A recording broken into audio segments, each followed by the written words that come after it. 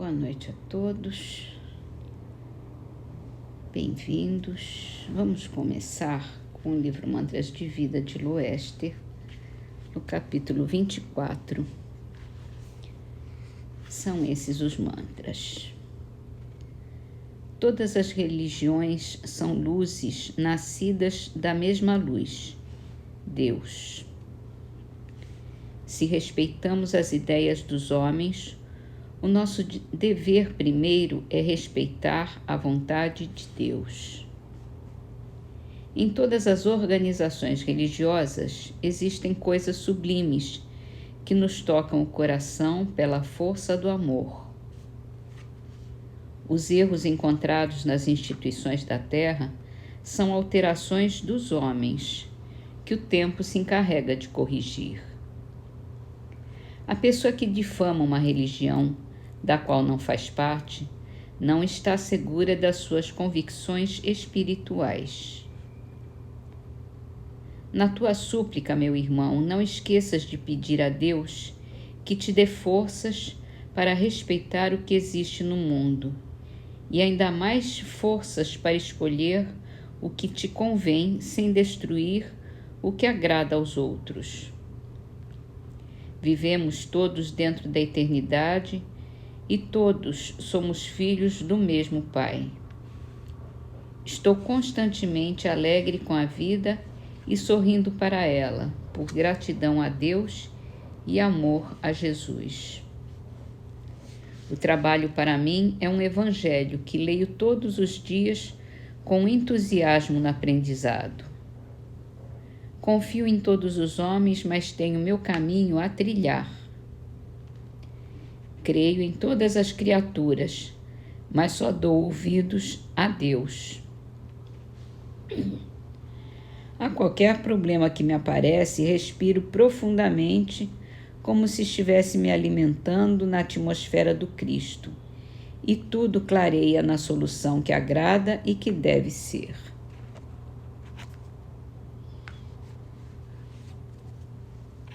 Muito bem, vamos então ao Livro dos Espíritos e hoje começamos um novo capítulo da perfeição moral. O primeiro item é sobre as virtudes e os vícios. E a primeira pergunta é a 893. Qual é a mais meritória de todas as virtudes? Toda virtude tem seu mérito próprio, porque todas indicam progresso na senda do bem.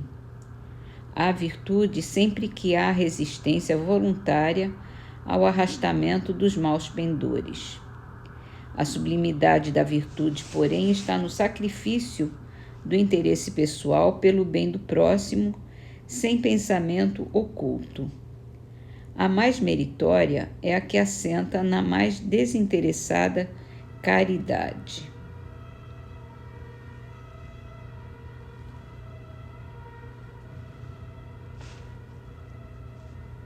Vamos então ao livro A Gênese.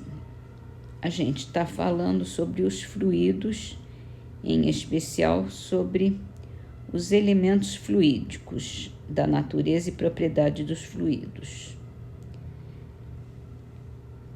A pureza absoluta, da qual nada nos pode dar ideia, é o ponto de partida do fluido universal. O ponto oposto é o em que ele se transforma em matéria tangível. Entre esses dois extremos, dão-se inúmeras transformações, mais ou menos aproximadas de um e de outro. Os fluidos mais próximos da materialidade, os menos puros, por consequência, compõem o que se pode chamar atmosfera espiritual da Terra.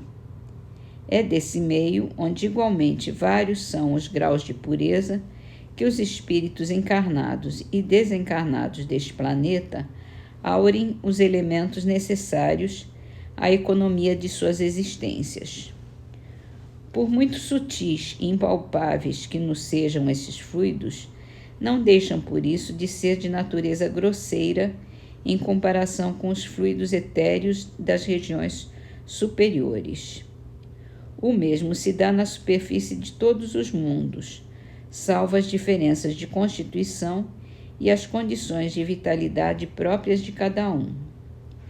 Quanto menos material é a vida neles, tanto menos afinidades têm os fluidos espirituais com a matéria propriamente dita. Não é rigorosamente exata a qualificação de fluidos espirituais, pois que, em definitivo, eles são sempre matéria, mais ou menos quintessenciada. De realmente espiritual, só a alma ou princípio inteligente. Dá-se-lhes essa denominação por comparação apenas, e sobretudo pela afinidade que eles guardam com os espíritos. Pode-se dizer que são a matéria do mundo espiritual, razão pela qual são chamados fluidos espirituais. Quem conhece, aliás, a constituição íntima da matéria tangível? Ela talvez somente seja compacta em relação aos nossos sentidos. Prová-lo-ia a facilidade com que a atravessam os fluidos espirituais e os espíritos, aos quais não oferece menor obstáculo do que o que os corpos transparentes oferecem à luz. Tendo por elemento primitivo o fluido cósmico etéreo, a matéria tangível há de ser possível, desagregando-se, voltar ao estado de eterização, do mesmo modo que o diamante, o mais duro dos corpos, pode volatilizar-se em gás impalpável. Na realidade, a solidificação da matéria não é mais do que um estado transitório do fluido universal, que pode voltar ao seu estado primitivo quando deixam de existir as condições de coesão.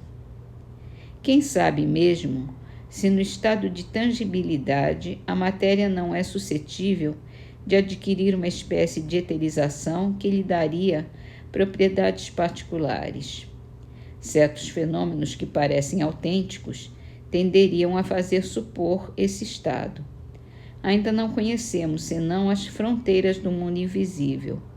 O porvir, sem dúvida, nos reserva o conhecimento de novas leis que nos permitirão compreender o que se nos conserva em mistério. É um estudo bastante complexo, que eu acho que a nossa ciência está progredindo para esse caminho. Então, vamos terminar os nossos estudos com a leitura da mensagem com a leitura das trovas de Lindolfo Gomes, Cantigas da Alma, que está no livro Trovas de Outro Mundo, que é uma psicografia de Chico Xavier.